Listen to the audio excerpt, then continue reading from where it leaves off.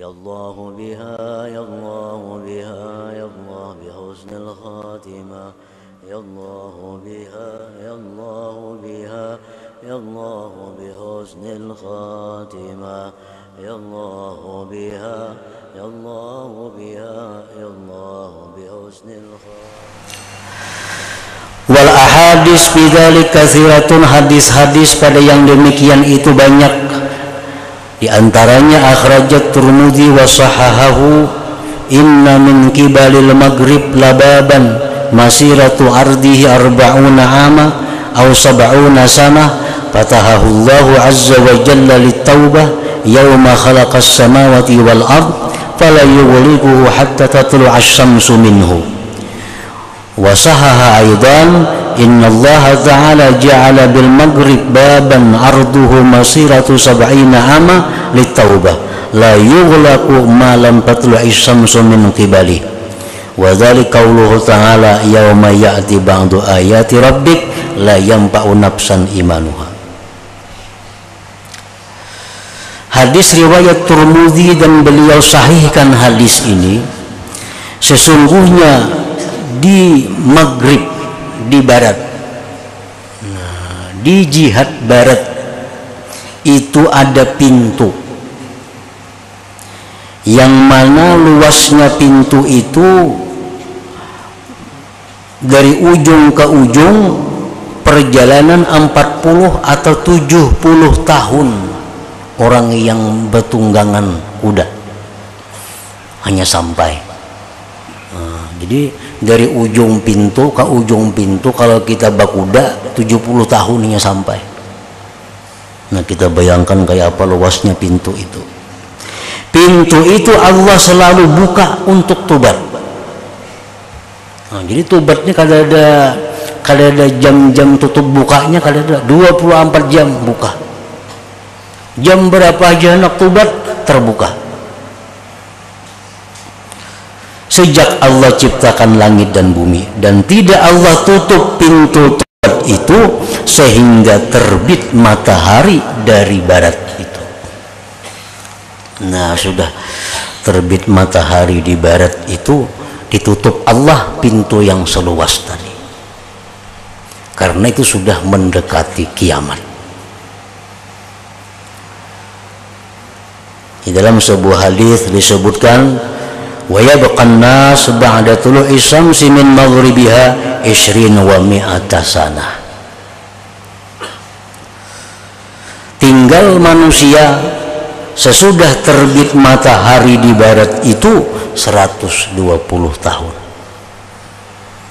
Jadi setelah kejadian matahari itu timbulnya di barat, 120 tahun kemudian terjadi kiamat.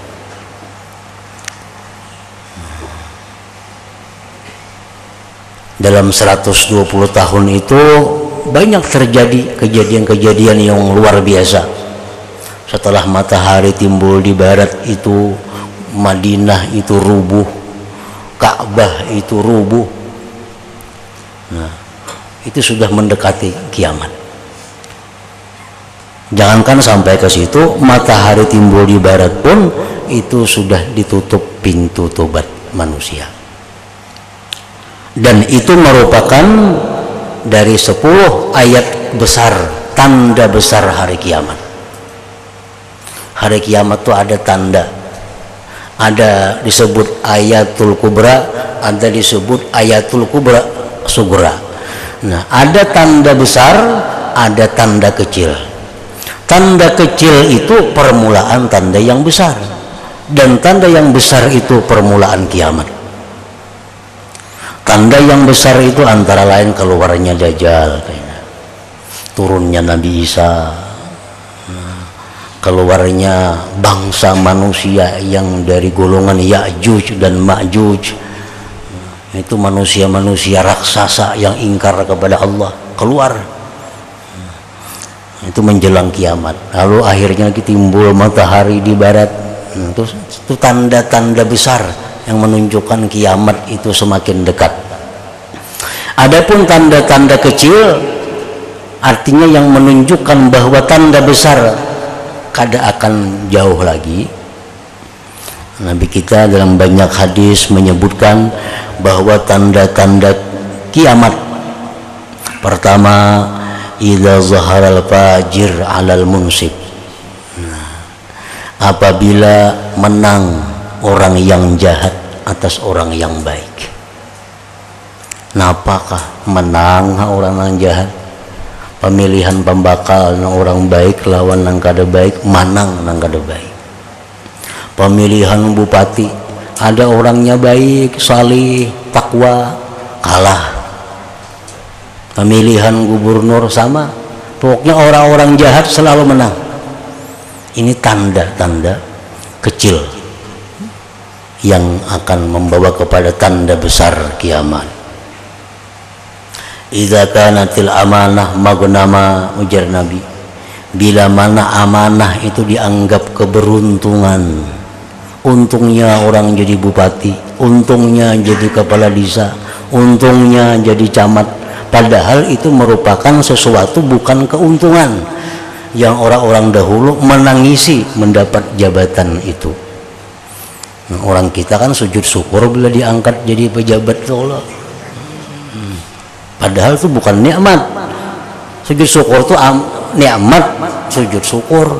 Kalau dapat jabatan itu bukan sujud syukur, itu amanah yang akan dipikulkan kepadanya. Nah, bila amanah ini dianggap satu nikmat, sujud syukur itu pertanda, pertanda bahwa kiamat itu kada jauh lagi artinya. Idza kanatil masjidu muzakhrafa, apabila masjid-masjid sudah diperhiasi. Orang-orang berlomba-lomba membangun-bangun masjid dengan mewah, dengan berhias. Tiap-tiap kampung semua masjidnya baik, walaupun berintaan di jalan duitnya. Tapi makhluk masjid ini kosong. Zuhur kada beisi, asar kada beisi, subuh kada beisi, paling maghrib isya.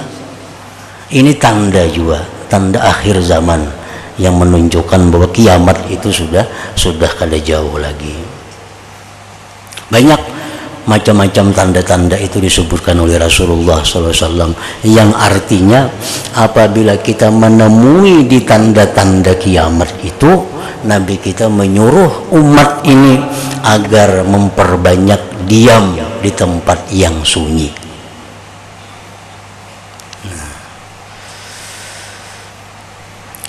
Tanda-tanda kiamat, idza syuribatil khumur, bila mana arak sudah diminum di mana-mana, obat-obatan nama bukan sudah sampai ke dusun-dusun yang dahulunya cuma ada di ibu kota, itu tanda.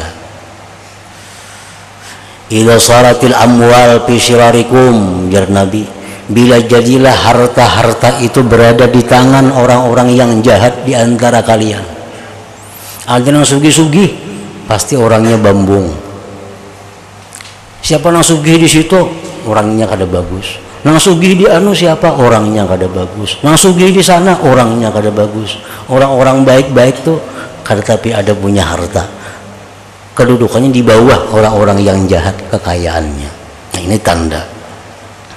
Idza utilatil hudud, ujar Nabi, bila sudah undang-undang kada dilaksanakan lagi. Kan hukum Islam orang mencuri potong tangan, kada ada lagi dilaksanakan itu di umumnya dunia ini, walaupun ada sebagian kecil yang melaksanakan undang-undang Allah. Idza akalur riba war risa, bila sudah orang mulai melakukan riba di mana-mana, suguk di mana-mana.